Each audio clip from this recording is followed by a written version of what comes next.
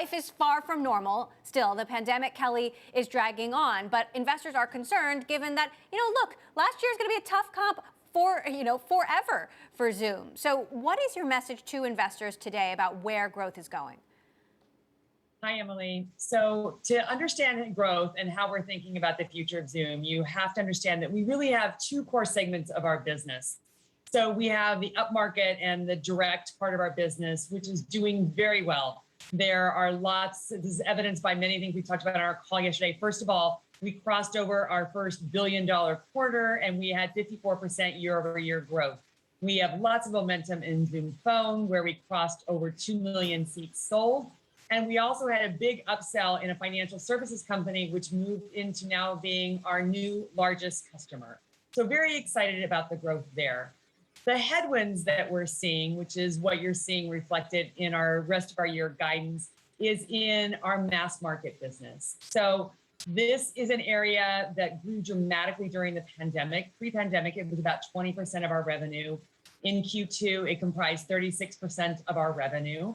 And this is a segment of our business, or our customers, I should say, where people are starting to move around the world again, where individuals and small business owners are traveling. They took some time off over the summer. Hopefully many of you are moving around the world and being able to socialize in person and doing in-person happy hours and dinners rather than doing them over Zoom. And that's where we're seeing the headwinds and the slight contraction that's now reflected in our guidance. So, look, I know you've been on the phone with investors all day, including Kathy Wood, whose ARK has a big stake in Zoom. What does normal then look like for Zoom? What is your outlook for new normal and how much people will be using Zoom on a regular basis when, normal, if we could call it that, operations return for a sustainable period of time around the world? Yeah, so, as you just prompted, companies like Google are delaying their back to work. And this is what we're hearing from many of our upmarket customers.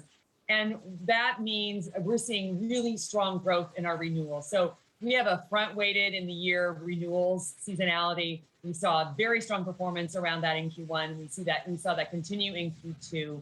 We also are seeing companies that are thinking about, okay, what's it going to look like when we go back to work? And they're really preparing for a hybrid work approach. And so what that means is an opportunity for Zoom Rooms, our conferencing solution, because you need that technology in the office to make it work the way that it does today and to really have a great experience. So we actually saw attach rates for Zoom Rooms double from Q1 to Q2. So we're excited about the potential there, as well as Zoom Phone, which is really doing well. And that's what we're really focused on for the long-term strategy of the company. In June, we also, I'm sorry.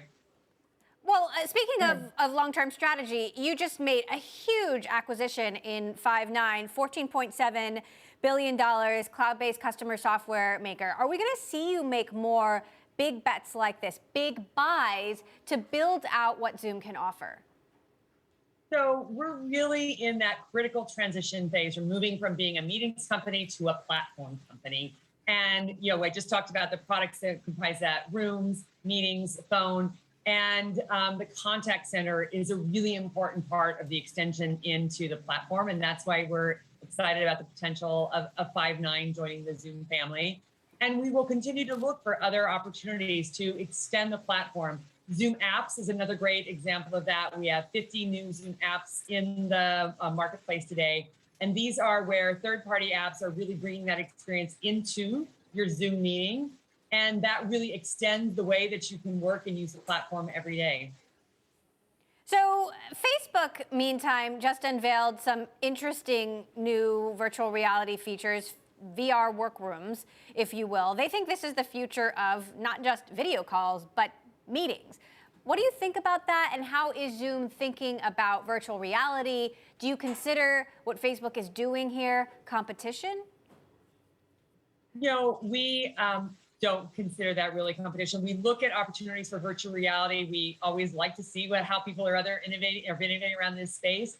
But we have worked with other virtual reality companies and extended through AI, for example, also in things like surgery trainings. People are using virtual reality to do that over Zoom. And it's really exciting to see, especially in these times where everybody is working more remotely, how you can extend the capability of the platform and what you can do in a virtual reality situation like that. You are adding some new features like gesture activated reactions for the iPod. So if someone raises their hand or does a thumbs up, that icon, as I understand it, will show up in the screen. Talk to us about that and more features like that we can expect to come.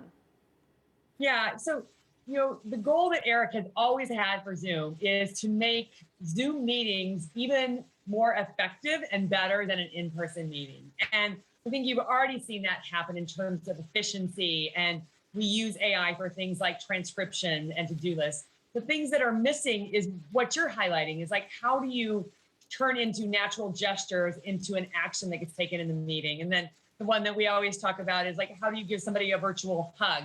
Or even like the smell of someone's coffee if you're sitting across the room from them that you get experience. And we're constantly thinking about ways to bring those interactions or experiences into the meeting so you feel like you're even closer to that person that you're talking to.